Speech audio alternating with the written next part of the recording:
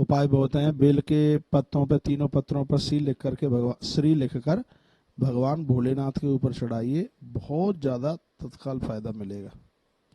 बोले।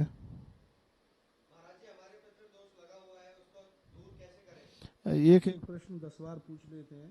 पिछले शनिवार को भी मैं बता रहा था कि जहाँ जिनको पितृदोष लगा हुआ है, तो जहाँ आप जल भरते हैं, के बर्तन जहाँ भर करके रखते हैं, वहाँ हर अमावस्या को आप दिया जलाइए। हर रोज शाम को भी दिया जला, शाम के टाइम ये दिया जलता है और तत्काल फायदा मिलेगा, बहुत जल्दी फायदा मिलेगा पितृदोष के लिए। घी का, घी का।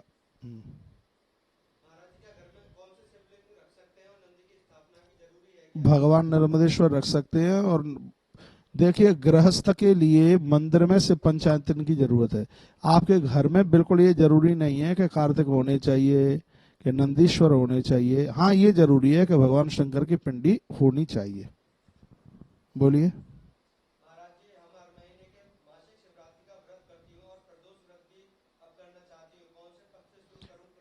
तो अभी तो मैं बोल रहा था, तुम सुनते ना, अभी तो मैंने बोला ये।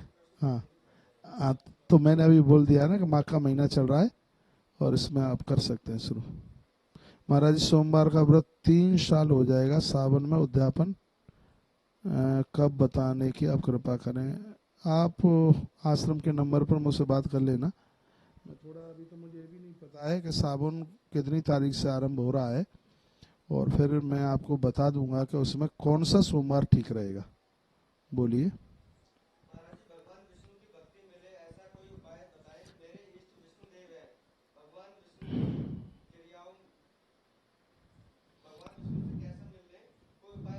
शालराम भगवान का अभिषेक, सत्यनारायण भगवान की कथा, शालराम भगवान का अभिषेक, सत्यनारायण भगवान की कथा और गुरुवार का व्रत। भगवान विष्णु को प्रसन्न करने के लिए गुरुवार का व्रत बहुत ही ज्यादा प्रभावशाली है अपने आप में।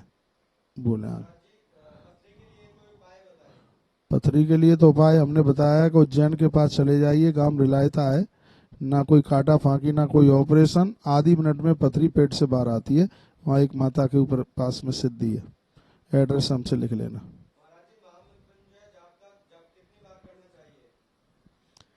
कितनी, कम से कम एक माला तो रोज कीजिए। आप नित्य करते हैं, और अनुष्ठान में तो फिर वो आचार ब्राह्मण लोग जानते हैं। यदि आप उसको रोज कर रहे हैं, बड़े नियम के साथ, गायत्री जप है, महामृत्युंजय का जप है, ये थोड़े कठिन है जप। इनमें बहुत ज्यादा विधान और बड़ी शुद्धता पवित्रता का ध्यान रखना पड़ता है।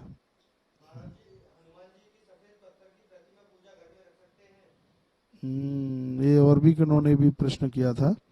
मैं आपको निवेदन करना चाहूंगा, हनुमंत लाल जी हों, गणेश जी हों, दुर्गा जी हों, जो भी हैं, आप अपने घर में, आप गृहस्थी लोगों को ये रखना है तो एक बार सब लोग ध्यान से सुन लीजिए, वो धातु की आप रखिए। ऐसे भगवान नर्मदेश्वर हैं जो पत्थर के, और उसमें भी आप नीचे चांदी है, उसके ऊपर नर्मदेश्वर भगवान को रखिए। और ये जैसे जो और प्रतिमा है, भगवान कृष्ण भी हैं, दुर्गा मैया है, इनको आप धातु की रखें। पीतल की है, तांबे की है, तो वो ज्यादा अष्ट धातु की है, ये ज्यादा, बहुत ज्यादा ये अपने आप में प्रभावशाली हैं। प्रतिमाएं आप गृहस्थी लोगों के लिए, प्रतिमाएं पीतल की बहुत ज्यादा शुभ है। पीतल की प्रतिमाओं से पितर लोग अति तृप्त होते हैं। तो आप ये मत सोचिए उनके घर में हम चांदी के दिखाए, उनके घर में हम सोने के दिखाए। जो पीतल की प्रतिमाएं पूजा में बहुत ज्यादा प्रभावशाली होती है। बोलिए।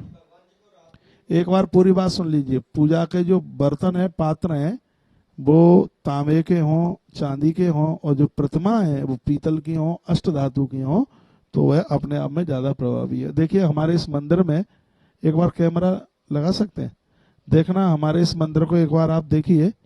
प्राय रूप से इसमें चांदी की प्रतिमाएं बहुत हैं, लेकिन फिर भी हमने सरस्वती माता पीतल की रखी है, राम जी हमने पीतल के रखे हैं, और इसमें कई देवता हैं, जैसे नंदीश्वर हमने पीतल के रखे हैं।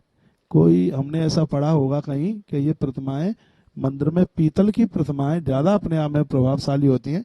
तो इस समय देखिए, आप ये देख सकते हैं हमारे मंदिर में काफी प्रतिमाएं वो पीतल की रखी हैं। बोलिए।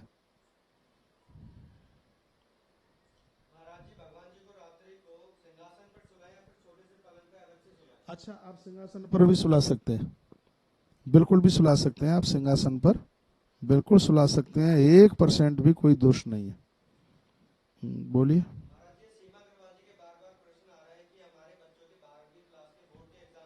हम्म। बच्चों को आप एक तो उनका खान पान ठीक से रखना, और बच्चों को टेंशन में मत रखना, उनको बोलना मत कि तुम्हारे ऊपर हम इतना पैसा खर्च कर रहे हैं, ये हो रहा है वो हो रहा है, बच्चों के ऊपर किसी भी प्रकार का दबाव ना हो। और देखिए, बच्चे बिल्कुल पढ़ेंगे और अच्छी तरह से फाइटिंग करेंगे अपने पेपर में। बोलिए। दुर्गा सप्तशती के स्तोत्र आप क्या पूछ रहे हैं, मैं ही नहीं समझ पा रहा। दुर्गा सप्तशती स्तोत्र कौन सा होता है?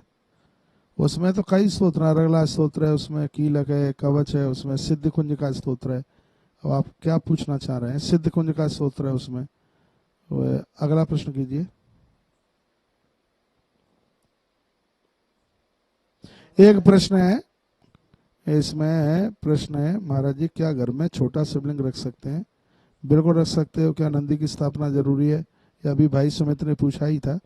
आप रख सकते हैं, ऐसा कुछ भी नहीं है कि जरूरी है। किसी पंडित जी ने कहा कि अगर दैनिक जल नहीं चढ़ा सकते तो शिवलिंग नहीं रखना चाहिए, कृपया ज्ञान वर्धन करें। दैनिक यदि रोज जल नहीं चढ़ा सकते हो, अरे तो तुम 24 घंटा नहीं चढ़ा सकते हो तो भगवान की आप पूजा तो डेली करते ही होंगे। और इतना और ध्यान रखिए, जो आपने अपने मंदिर में देवताओं को बिठाया है, अकेले शंकर जी नहीं और भी देवता होंगे तो उनको आपको नित्य नहलाना ही पड़ेगा। हाँ, कहीं आप बाहर जाते हैं और उस समय घर में आप ताला डाल के जा रहे हैं तो एक केटली में गंगा जल जल रख करके भोलेनाथ के पास में रख दीजिए, तो बिल्कुल फिर उसका दोष नहीं लगेगा। नहीं तो आप शंकर जी के आपने और भी देवताओं को बिठा रखा है तो नित्य उनको स्नान तो कराना ही पड़ेगा।